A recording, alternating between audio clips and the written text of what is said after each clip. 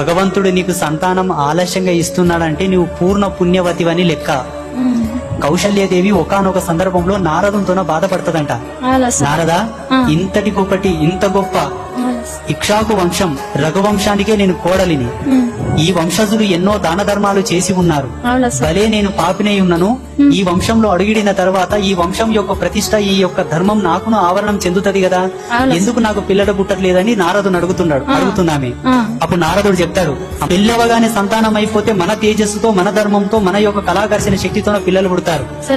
ఇన్నాళ్ళు నీకు పిల్లలు పుట్టట్లేదు అనే కారణం చేత ఎన్ని నోములు నోసావు, ఎన్ని పూజలు చేశావు, ఎన్ని వ్రతాలు చేశావు, ఎంతమంది సాధువుల యొక్క పాదాలు గడిగావు, ఎంతమంది తోటి వేదాశీర్వాదం తీసుకున్నావు, ఎన్ని దేవాలయాల దర్శనాలు చేసుకున్నావు, ఎన్ని పుణ్యతీర్థాలు సేవించావు. ఇంతటి మహిమ చేత పుట్టినటువంటి బిడ్డ ఎంత గొప్పవాడై పుడతాడు. ఇన్ని నోములు నువ్వు నోయవలసి ఉన్నది కాబట్టే ఇన్ని రోజులు భగవంతుడు నీకు సంతానం ఇచ్చిలేడని చెప్పి